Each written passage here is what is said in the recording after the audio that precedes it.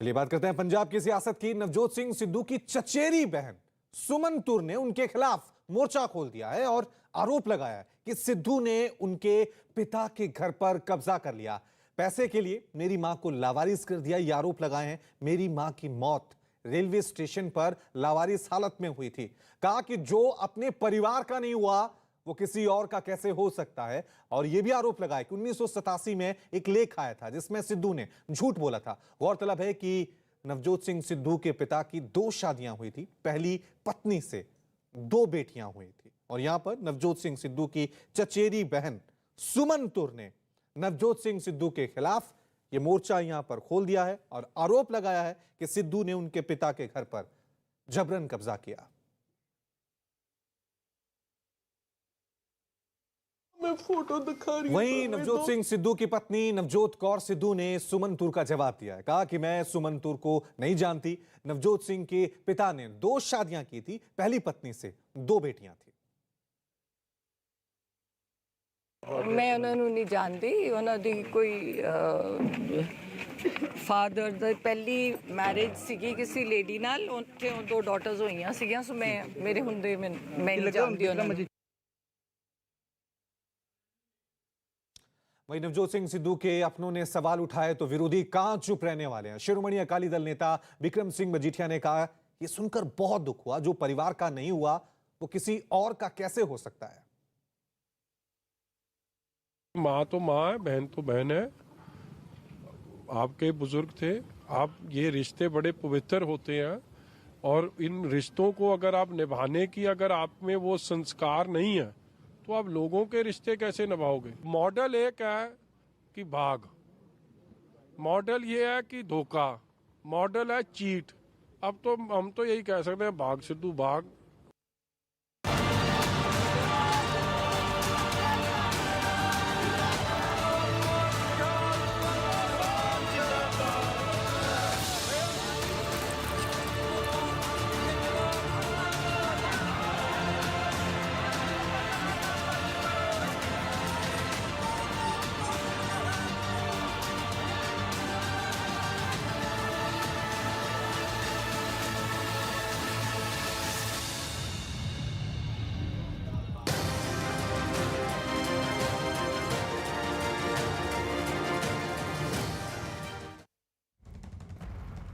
बड़ी खबर आपको बता दें, पीएमओ ने आज शाम एक अहम बैठक बुलाई है रेलवे अधिकारियों के साथ। पीएमओ में ये बड़ी बैठक होने जा रही है। छात्रों के प्रदर्शन जिस तरह से आगे बढ़ रहा था उसको लेकर अब पीएमओ एक्शन में आ गया है। न्यूज़ 18 के चंदन की ये बड़ी खबर।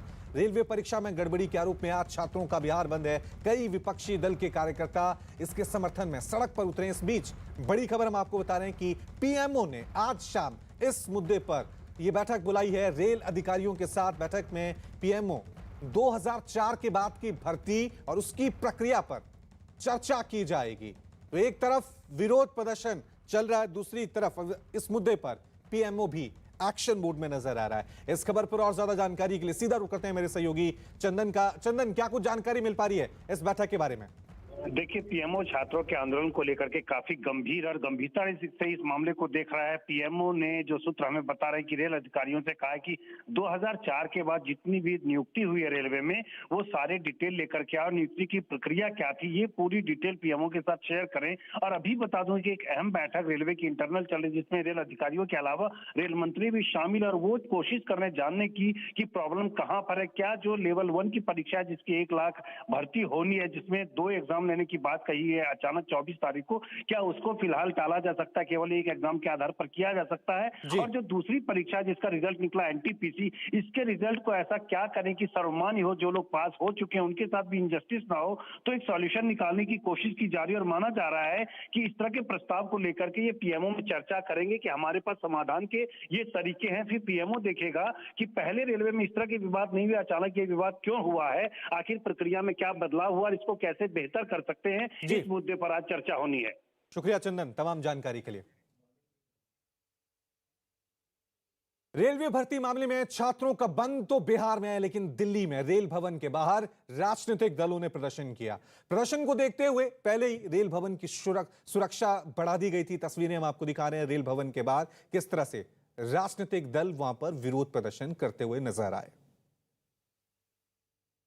यूथ कांग्रेस के कार्यकर्ता रेल भवन की तरफ प्रदर्शन करते हुए जा रहे हैं, लेकिन आप यहां देखिए पुलिस के साथ उनकी झड़प हो गई, क्योंकि प्रधानमंत्री नरेंद्र मोदी और गृह मंत्री अमित शाह का पुतला लेकर के ये लोग जा रहे थे और इनका कार्यक्रम था कि पुतले फूकेंगे। देखिए आप यहाँ पर प्रधानमंत्री और गृह मंत्री का पुतला है और इस पुतले को नष्ट कर रही है दिल्ली पुलिस, क्योंकि इस पुतले को फूकने की इजाजत नहीं है। पुलिस के मुताबिक धारा 144 लागू है और इस इलाके के आगे ये लोग नहीं बढ़ सकते। लेकिन रेलवे में अनियमितता, जो भर्ती अनियमितता है, उसको लेकर के छात्र देश भर में प्रदर्शन कर रहे हैं और उनके खिलाफ जो लाठीचार्ज हुआ बिहार में, उसके विरोध में यूथ कांग्रेस के ये कार्यकर्ता रेल भवन की तरफ प्रदर्शन करते हुए जा रहे थे, लेकिन बीच में ही पुलिस ने उनको रोक दिया और पुतला फूकने नहीं दिया।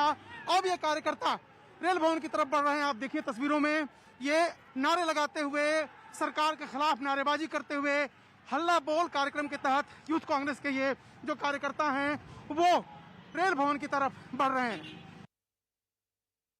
वहीं रेल भर्ती विवाद पर बीजेपी नेता सुशील मोदी ने छात्रों से केंद्र सरकार पर भरोसा करने और शांति बनाए रखने की अपील की है। साथ ही उन्होंने दावा किया कि राजनीतिक दल रोटी सेकना चाह रहे हैं, आम स्टूडेंट सड़कों पर नहीं उतरे हैं। रेल भर्ती परीक्षा विवाद को लेकर हमारे साथ बात करने के लिए सुशील मोदी जी हैं। सर, ये जो पूरा कंफ्यूजन हुआ, आप मानते हैं ये आरआरबी के गलत फैसले की वजह से सारा कंफ्यूजन हुआ? देखिए, कोई जानबूझकर गलत फैसला नहीं था, बल्कि समय रहते भ्रम को दूर नहीं किया गया। अगर समय रहते आरआरबी ने भ्रम को दूर कर दिया होता तो शायद इतना बड़ा बवाल नहीं होता। देखिए, इसमें एक परीक्षा है डी ग्रुप की परीक्षा, जिसमें लगभग 1 लाख से ज़्यादा पद हैं और 1,25,30,00,000 के करीब परीक्षार्थी हैं। तो जब प्रोस्पेक्टस निकाला गया 2019 में, उसमें कहा गया कि एक परीक्षा होगी और अब कह रहे हैं कि 2 परीक्षा ली जाएगी। और 24 जनवरी को ज्यों ही यह आदेश निकला कि 2 परीक्षा होगी, वैसे ही हंगामा बढ़ गया। तो अगर आपको 2 परीक्षा लेना था तो पहले ही दिन आप घोषित करते कि हम 2 परीक्षा लेंगे, लेकिन उस पहली बार तो आपने उसको भ्रम की स्थिति में लोगों को रखा और बाद में अचानक आपने 2 परीक्षा निकाल दिया। तो यह एक बहुत बड़ा मुद्दा था। कल जब श्री अश्विनी वैष्णव जी से मेरी संचार भवन में मुलाकात हुई और विस्तार से चर्चा हुई, तो वो भी इस बात से सहमत थे कि सब गरीब छात्र हैं, 10वीं 11वीं के छात्र हैं, उनको 2-2 बार परीक्षा देने का कोई औचित्य नहीं है। तो इसलिए वो सहमत थे कि एक परीक्षा के आधार पर ही डी ग्रुप की परीक्षा ली जाएगी। और रेलवे भर्ती बोर्ड की परीक्षा के रिजल्ट पर हुए बवाल के बाद आज छात्रों ने बिहार बंद बुलाया, जिसमें समर्थन में विपक्षी दल भी सुबह सुबह ही उतर पड़े सड़कों पर और अपना विरोध जताया। 5 तस्वीर इस वक्त आप देख रहे हैं टीवी स्क्रीन पर। पहली बिहार के हाजीपुर से है। वहां आरजेडी के विधायक और कार्यकर्ताओं ने सड़क पर उतरकर प्रदर्शन किया, अपना विरोध जताने के लिए आगजनी तक की, यातायात को ठप कर दिया। जबकि दूसरी तस्वीर समस्तीपुर की है। वहां अलग अलग छात्र संगठन से जुड़े लोग सड़कों पर उतरे और जमकर नारेबाजी करते हुए विरोध जताया है। तीसरी तस्वीर बिहार के सुपौल की है, जहां छात्रों ने सहरसा से सरायगढ़ जाने वाली पैसेंजर ट्रेन को सुपौल स्टेशन पर रोककर हंगामा किया और इस दौरान छात्रों ने सरकार के खिलाफ जमकर नारेबाजी की। चौथी तस्वीर बिहार के खगड़िया की है, जबकि 5वीं तस्वीर पटना की है, जहां छात्रों के नाम पर राजनीतिक पार्टियां सड़कों पर उतर चुकी हैं। इन तस्वीरों को देखकर तो यही लग रहा है कि छात्रों के नाम पर विरोधी अपने काम पर लग गए हैं। सवाल यह है कि जब सरकार ने एक्शन ले लिया, कमेटी बना दी, ये प्रदर्शन फिर क्यों हो रहा है? साफ है, छात्रों के आंदोलन को विपक्ष चिंगारी दे रहा है। ऐसा लग रहा है कि इस आंदोलन को लेकर छात्रों से ज्यादा राजनीतिक पार्टियां उत्साहित है। तो आपको 4 तस्वीरें इस वक्त हम दिखा रहे हैं और सबसे बड़ी बात यह है, इन 5 तस्वीरों को आप देखिए, समझिए किस तरह से छात्रों का जो आंदोलन था वो हाईजैक हुआ है विपक्षी दलों के जरिए। ऐसा इसलिए कहा जा रहा है क्योंकि खान सर के साथ साथ और कई सर हैं जो बिहार के छात्रों से ताल्लुक रखते हैं, तमाम कोचिंग इंस्टीट्यूट चलाते हैं, उन्होंने तक ये आह्वान किया। कल की तस्वीरें और आज की तस्वीरें भी ये इस वक्त आपको हम दिखा रहे हैं। ये अमित शाह की तस्वीरें आप देख रहे हैं, मथुरा और रुद्रप्रयाग की।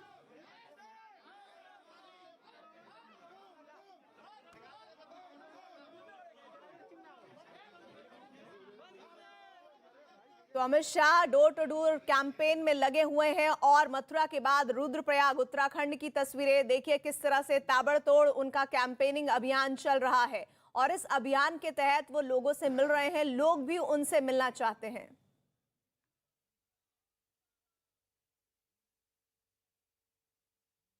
तो चलिए एक बार फिर से अमित शाह के बाद इन तस्वीरों का जिक्र कर लेते हैं। हाजीपुर, समस्तीपुर, सुपौल, पटना, खगड़िया की ये तस्वीरें और ये तस्वीरें बता रही हैं कि किस तरह से आंदोलन का जो स्वरूप जिस तरह छात्रों के जरिए तय किया जा रहा था, वो छात्रों के जरिए तय होने के बाद जब विपक्षी पार्टियों ने इसको अपना समर्थन दिया और वो शामिल हुए तो छात्रों से जुड़े हुए नेता कम नजर आ रहे थे और विपक्षी दलों के नेता और उनके झंडे ज्यादा नजर आ रहे थे, जिसका साफ मतलब ये निकाला जा रहा है कि छात्रों का गुस्सा विपक्ष के लिए कहीं मौका तो नहीं है, लेकिन हाँ इतना जरूर है कि छात्रों को इस तरह के उग्र आंदोलन की आवश्यकता या नौबत क्यों आई, ये भी अपने आप में बड़ा सवाल है।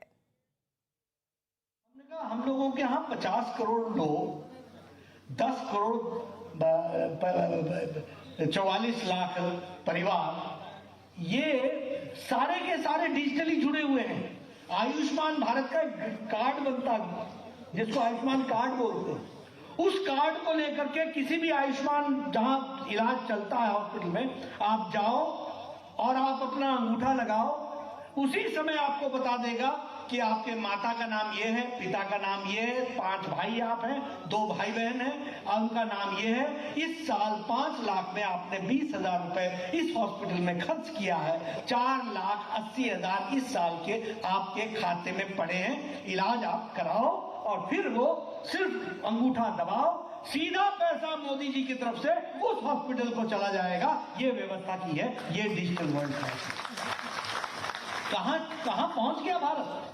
शाहजहांपुर का व्यक्ति मुंबई में कैंसर हॉस्पिटल में इलाज कराता है, वो रहने वाला शाहजहांपुर का है, खर्चा करता है, वो उसका इलाज होता है कैंसर हॉस्पिटल मुंबई में, टाटा कैंसर सेंटर में। पैसा सीधे सीधे दिल्ली से शाहजहांपुर नहीं आता, डायरेक्ट मुंबई को चला जाता है और शाहजहांपुर के खाते में वो जुड़ जाता है कि यहाँ के व्यक्ति का ये पैसा हमने अदा किया। ऐसी डिजिटल वर्ल्ड पहुंचा दी है। ये विकास की नई नई कहानियां हैं। मैं ये सारी बातें आपके साथ इसलिए कह रहा हूं क्योंकि दुनिया में अब भारत लीड कर रहा है। दुनिया में भारत अब आगे एक ना स्थान बना करके चल रहा है और उत्तर प्रदेश वो प्रदेश है जो उसमें अग्रगणी आकर के खड़ा हो रहा है। आप बताइए, आप कभी सोचा था कि Uttar Pradesh destination for investment होगा? कभी सोचा था क्या? यहां माफिया राज ऐसा था कि जो इंडस्ट्री लगी हुई थी वो भी जाने को तैयार था। गलत तो नहीं बोल रहा हूं। आज आप इन्वेस्टमेंट के सेंटर बन रहे हो, इन्वेस्टमेंट का केंद्र बन रहे हो। ये अंतर आया है। इसलिए मित्रों, मैं आपसे प्रबुद्ध हमारे मतदाताओं से ये निवेदन करने आया हूं कि यह चुनाव सिर्फ सरकार का चुनाव नहीं है। यह चुनाव देश को जो दृष्टि मोदी जी ने दी है उसको मजबूती पहुंचाने का है। यह चुनाव उत्तर प्रदेश में जो विकास का मोमेंटम बना है, जो गति बनी है, उसको और गति देने का यह अवसर है और उस अवसर को आप जरूर उपयोग करेंगे। जिन लोगों को आराम देना है उनको आप आराम देंगे और जिन लोगों को आपने काम देना है उनको आप काम देंगे। इन्हीं शब्दों के साथ बहुत बहुत धन्यवाद। धन्यवाद। आप लोग इसमें बैठे रहेंगे। माननीय राष्ट्रीय अध्यक्ष जी। तो इस वक्त आप बीजेपी के राष्ट्रीय अध्यक्ष जेपी नड्डा को सुन रहे थे और शाहजहांपुर में ये सभा को संबोधित कर रहे थे, लेकिन साफ तौर पर जो उनका संदेश था वो संदेश ये कि किस तरह से पर्यटन बढ़ने के साथ साथ जो इन्वेस्टर्स हैं वो इस वक्त उत्तर प्रदेश में बढ़ रहे हैं और उत्तर प्रदेश की गूंज जो है वो कैसे दूसरे स्टेट्स में जा रही है और आवाज उसकी यहां से वहां तक पहुंच रही है। इसमें बड़ा योगदान अगर किसी का है तो मोदी सरकार का है, योगी सरकार का है। और इन तमाम बातों का जिक्र करते हुए उन्होंने अपनी इस पूरे भाषण में आगे बहुत सारी और बातें भी कही हैं। तो जाटलैंड में ये पूरा संबोधन था उनका। इधर वापस उस खबर पर चलते हैं जिसका जिक्र आज सुबह से हो रहा है। रेल मंत्री ने विवाद सुलझाने के लिए जिस कमेटी का गठन किया है, कमेटी 4 मार्च तक अपनी रिपोर्ट देगी। मतलब ये कि कमेटी की रिपोर्ट आने तक चुनाव का शोर लगभग थम जाएगा। इसलिए विपक्ष किसी रिपोर्ट का इंतजार करने की बजाय आंदोलन को हवा देने की कोशिश में लगा है ताकि सरकार को इस मुद्दे पर घेरा जा सके। सुनिए आंदोलन को समर्थन देने वाली पार्टियां क्या दलील दे रही हैं। राजनीति करने वाले लोग के सामने ही सरकार का दमन चलता रहेगा, तो आप ये मान करके चलिए कि यह आंदोलन का हम केवल मोरल नहीं, सक्रिय हर तरह का समर्थन करते हैं। जिनकी लाठियां चलेंगी तो हम लोग भी उस चोट को खाएंगे। इस मंच से मैं कहना चाहती हूँ, और हमारे लीडर राहुल जी ने ऑलरेडी कहा है कि ये गांधी का देश है, ये सत्य और अहिंसा से चलता है। किसी भी आंदोलन को अगर शांतिपूर्ण करेंगे तो बड़े बड़े तानाशाहों को घुटने टेकने पड़े हैं और वो घुटने टेकेंगे। जिस ढंग से माने नौजवान लड़के जो है रेल के पटरियों पर आ गए, एक जगह नहीं अनेक जगहों पर इस तरह से हुआ, सिर्फ बिहार में ही सीमित नहीं है। इलाहाबाद में भी इस तरह की घटना हुई, मुगलसराय में भी हल्की फुल्की घटना हुई। इलाहाबाद में वीडियो जो आया है दिखा रहा है कि साहब लॉज में घुस करके आप लड़कों को मार रहे हैं। वहाँ तो 6 लोगों को सस्पेंड भी किया है। यहाँ जानकारी ये मिल रही है कि पुलिस जो है कोचिंग वालों पर केस कर रही है। ये करे, कोचिंग वालों पर केस क्यों कर रहे हो भाई? ये तो रेलवे रिक्रूटिंग बोर्ड जो है उसके पदाधिकारियों पर मुकदमा दर्ज होना चाहिए।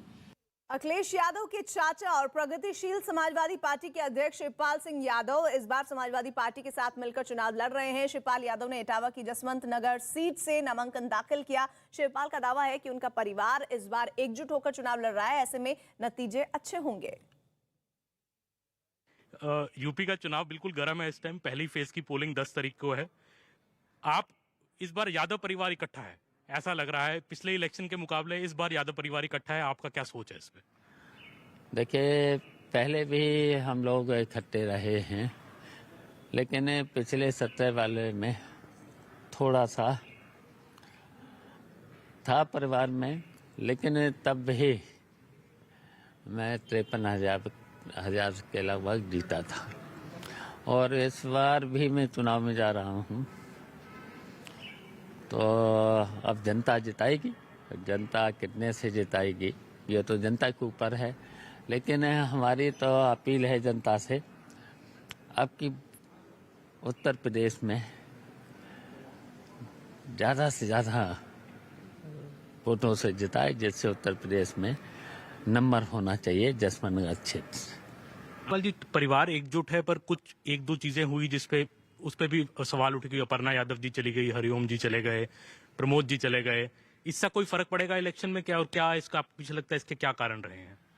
देखिए, इसका असर तो कुछ नहीं पड़ेगा ना, लेकिन देखिए समाजवादी पुरानी पार्टी है, ये सब पार्टी को नेताजी ने बनाया था और खड़ा भी किया है।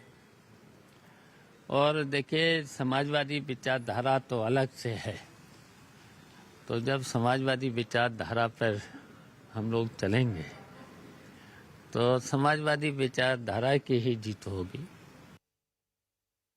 यूपी बीजेपी के प्रवक्ता शलभमणि त्रिपाठी ने एक वीडियो ट्वीट करके समाजवादी पार्टी पर हमला बोला है। शलभमणि ने वीडियो के साथ लिखा है कि ये अमरोहा के एसपी उम्मीदवार मुखिया कुमार हैं। कह रहे हैं कि बीजेपी विधायक के घर डकैती डालूंगा, 16 बार जेल काट चुका हूं, जेल से नहीं डरता।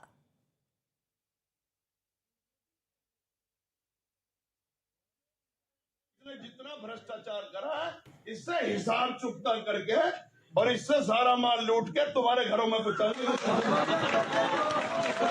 बात के लिए जाना जाता हूँ।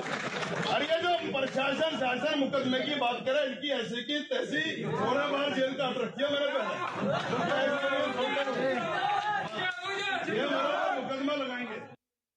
और मुखिया गुर्जर हसनपुर से समाजवादी पार्टी के प्रत्याशी हैं। उनका वीडियो जब सोशल मीडिया पर वायरल हुआ तो उन्होंने अपनी बात पर सफाई दी और डकैती वाले बयान से मुकर गए। उत्तर प्रदेश के अमरोहा के हसनपुर से समाजवादी पार्टी के प्रत्याशी मुखिया गुर्जर विवादित बयान देने के चलते इस समय विवादों में आ गए हैं और उन पर मुकदमा भी दर्ज हो गया है। हम इस वक्त हसनपुर में मौजूद हैं और हमारे साथ मुखिया गुर्जर खुद हैं बात करने के लिए। आपका एक वीडियो काफी वायरल हो रहा है जिसमें आप खुलेआम चुनौती दे रहे हैं प्रशासन को और आप ये भी बोलते नजर आ रहे हैं कि 16 बार पहले जेल जा चुका हूं, मैं डरता नहीं हूं। हाँ, तो जेल गए समाज के लिए गए ना। जब भाजपा शासन में गरीब किसानों के ऊपर, मजदूरों के ऊपर और नौजवानों के ऊपर, शिक्षा मित्रों के ऊपर जब लाठियां चलेंगी, अत्याचार होंगे, किसानों को मारा जाएगा, तो फिर हम सड़कों पे आवाज उठाएंगे तो ये जेल ही तो भेजने का काम करते हैं। तो इसमें क्या मैंने झूठ बोल दिया क्या? और मैं केस खत्म भी हो गए मेरे, थोड़े से हैं बस। मुखिया साहब, आपके जो वीडियो वायरल हुआ उसमें जो मौजूदा बीजेपी के जो विधायक हैं, आप उनकी संपत्ति लूटने की बात भी कह रहे हैं। देखो, ये सिर्फ तोड़ मरोड़ के आप लोग अपने शब्द इस्तेमाल कर रहे हो। मैंने कोई संपत्ति लूटने की नहीं की। मैंने ये कहा था कि जब विधायक होता है उसका ये काम होता है कि सर्व समाज को अपना मानते हुए सबके विकास कार्य निष्पक्ष रूप से कराए। लेकिन यहाँ का विधायक वो लूट खसोट में लगा हुआ है, तो तुम्हें उससे जो है छुटकारा दिलवाऊंगा या उससे बचाऊंगा। लूटा खसोटा का काम नहीं है मेरा। मैं शिक्षा से जुड़ा हूँ, मेरे स्कूल कॉलेज भी है। और इधर पंजाब कांग्रेस में मुख्यमंत्री पद का झगड़ा सुलझता नहीं दिख रहा। ये मुद्दा तब एक बार फिर उछला जब राहुल गांधी राज्य में प्रचार करने पहुंचे, जिसमें चरणजीत सिंह चन्नी और नवजोत सिंह सिद्धू दोनों मौजूद थे। लेकिन तीनों के भाषण में घूम फिरकर सीएम के चेहरे का जिक्र होता रहा। हालांकि राहुल गांधी ने अपने भाषण में ये जताने की कोशिश की कि इस मुद्दे पर कोई खींचतान नहीं है, जबकि उसी मंच से सिद्धू ने उनके ही सामने एक बार फिर मुख्यमंत्री पद के उम्मीदवार का ऐलान करने की अपील कर दी। और अगली सरकार बनाने लई नीहां च भी चढ़दी नवजोत सिंह सिद्धू जे उफ कर गया, लेकिन निर्णय लैण दी ताकत दईओ। भावें कोई निर्णय होए, बस दर्शनी घोड़ा ना बना दिओ, बाकी सब ठीक है। जबकि पंजाब कांग्रेस के सीएम फेस पर राहुल गांधी कहते हैं कि दोनों नेताओं के दिल में कांग्रेस की सोच है, एक लीड करेगा तो दूसरा व्यक्ति अपनी पूरी शक्ति से उनका समर्थन करेगा। कांग्रेस पार्टी को पंजाब में कौन लीड करेगा?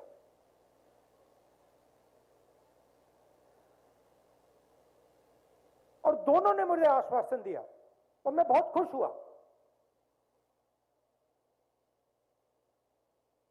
कि देखिए, दो लोग तो लीड नहीं कर सकते, एक ही व्यक्ति लीड करेगा। और दोनों ने मुझे कहा, जो भी लीड करेगा कसम खा के दूसरा व्यक्ति अपना पूरा दम, अपनी पूरी शक्ति उसकी मदद करने में लगा देता।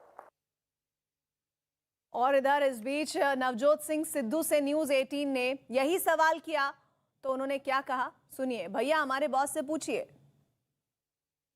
सिद्धू साहब, आज आप लोग आए, अरदास की, आप लोगों ने पूजा अर्चना की, क्या मांगा पंजाब के लिए? सरबत का भला, पंजाब का भला। और सर कई सवाल, पंजाब के कल्याण में हम सबका कल्याण। कौन नेता है सर आपकी पार्टी, किसके चेहरे पर जा रहे हैं आगे? सिद्धू साहब, सर आप हर सवाल का जवाब देते हैं, किसके चेहरे पर आगे जा रहे हैं आप? भैया, हमारे बॉस आए हुए हैं, उनसे पूछिए। आप क्या चाहते हैं? बोला ना, पूछो। दरअसल पंजाब कांग्रेस का सीएम चेहरा बनने के लिए नवजोत सिंह सिद्धू पुरजोर कोशिश में लगे हैं, जबकि उनके विरोध में मुख्यमंत्री चरणजीत सिंह चन्नी हैं। सिद्धू लगातार पार्टी आलाकमान पर सीएम चेहरा घोषित करने का दबाव बना रहे हैं, लेकिन आलाकमान ने अभी तक स्थिति क्लियर नहीं की है। ऐसे में एक खींचतान बढ़ती जा रही है। और इधर मुख्यमंत्री चरणजीत सिंह चन्नी से सीएम चेहरे पर जब न्यूज 18 ने दो टूक सवाल किया तो चन्नी ने कहा कि पार्टी किसी को भी बना दे, मैं उनका साथ दूंगा। आपने सीएम फेस की रेस की बात की ना, तो सीएम आपने बताया भाई चन्नी साहब हैं, भगवंत मान हैं और सुखबीर बादल हैं, और आपने बोला कि वे सर्वे में आप आगे चल रहे हैं, दिख रहा है, आ भी रहा है। लेकिन एक दूसरी रेस है, जैसे आपके पोस्टरों में, उसमें चन्नी साहब हैं, सिद्धू साहब हैं, जाखड़ साहब हैं। तो दो रेसें आप मतलब 2020 भी खेल रहे हैं, टेस्ट भी खेल रहे हैं साथ साथ? नहीं, मेरी तो कोई दौड़ नहीं है। जिसको पार्टी बनाएगी मैं उसके साथ हूँ। सिद्धू को बना दे पार्टी, मैं सिद्धू के साथ हूँ। अगर सिद्धू जी को फेस डिक्लेयर कर देंगे आप साथ में? मैं तो सबसे आगे होऊंगा, किसी को भी कर दे पार्टी। लेकिन जाखड़ को कर दे, सिद्धू को कर दे, आशू को कर दे, जो पार्टी को अच्छा लगता है वो करे। पार्टी सोच कर ही करेगी ना, जो पार्टी का डिसीजन होगा मैं उसमें चाहूंगा।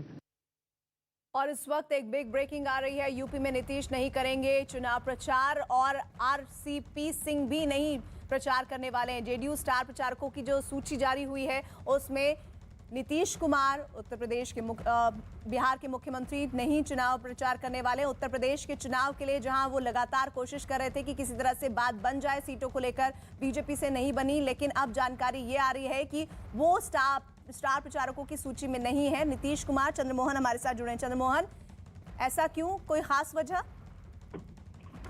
बिल्कुल, देखिए जो पार्टी से जानकारी मिली है उसमें ये कहा जा रहा है कि नीतीश कुमार को अभी कुछ दिन पहले कोरोना पॉजिटिव हुए था और उसके बाद उनका तबीयत ठीक नहीं चल रहा है।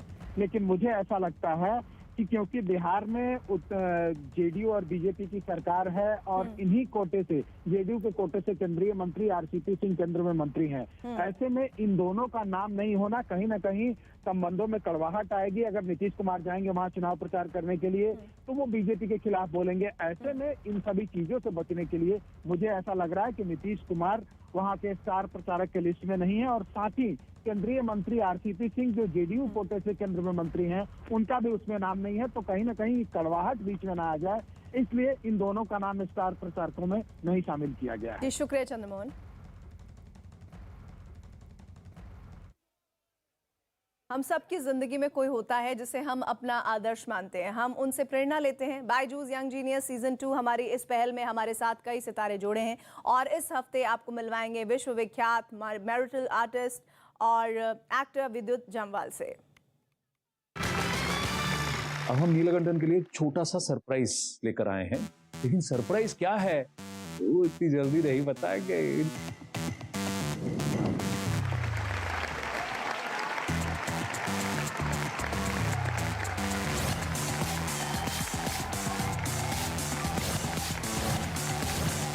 Ready Neelakantan? Ready.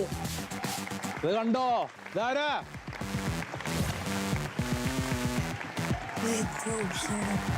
When a person believes in doing action, words aren't important. He believes in action. He believes in action. They speak louder than words. True. जब ये घुमाते हैं, so the idea of you being cut yourself is more than anything else.